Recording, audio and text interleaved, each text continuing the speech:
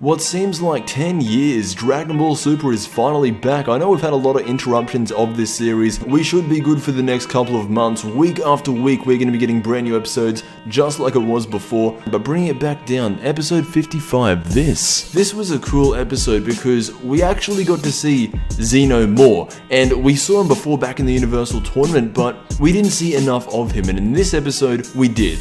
As most of you know from the previous episode, Zeno called up Beerus and just asked him to bring Goku to him. And everyone was wondering, is he going to be talking about the next Universal Tournament? Is he going to be talking about, I don't know, Black Goku? Goku ends up going there, and it turns out that Zeno just wants a friend.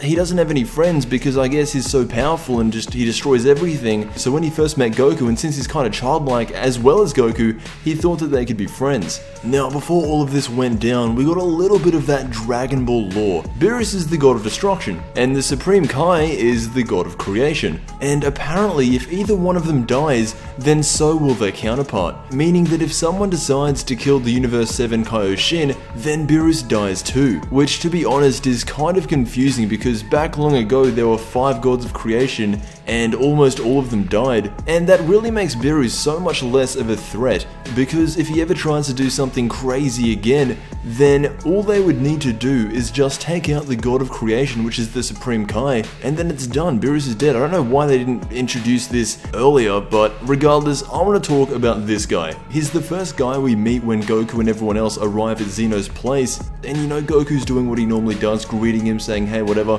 not really thinking too much of him, but they're walking through this hall to go to Zeno, and Whis says that he is the highest of the Whis life form, and that he is in the top 5 strongest Dragon Ball characters in universes 1 through 12. Now I knew this guy was going to be strong, and I kind of expected him to be the leader of the Whis race, but there was no way I was expecting this. I'm assuming, and I may have to make an entirely new video on this, but I'm pretty sure Zeno's going to be number 1. And this guy, I don't know, I can't see him as number 2, I can't see him as number 3, maybe number 4. Basically what this is saying and what Dragon Ball Super is doing, it's introducing us to all these higher power beings that are so much stronger than the normal cast like Goku and Vegeta, because one of the biggest problems with Dragon Ball, a lot of people say that it's because they're too strong, they're overpowered.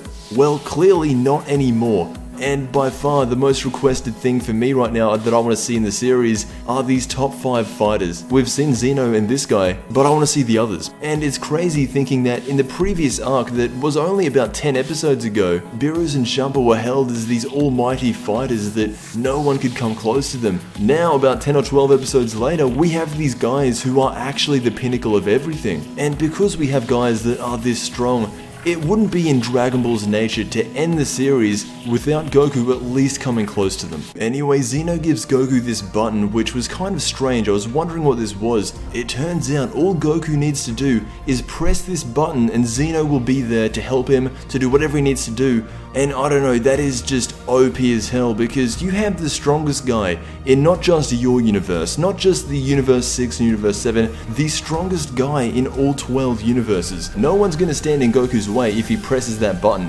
which I don't think he will because that's not part of his character. Goku most of the time, much like Vegeta, likes to do things a lot on his own, so I don't see him pressing that button, but if he does, Zeno will come to him and I guess fight for him, and I don't see Goku pressing the button. So once Goku's done with Zeno, he goes immediately back to Earth. Bulma actually managed to fix the time machine, which means that Vegeta, Trunks and him are going to the future. And that is where the episode cuts off, leaving us with probably one of the best next episode previews in a while. We see Super Saiyan Blue Vegeta vs normal Black Goku, Super Saiyan Blue Goku vs Black Goku. It actually looks like they're fighting him together, but then, and this looks really good by the way, Super Saiyan Rose, it's happening next week, Dragon Ball Super, stay tuned.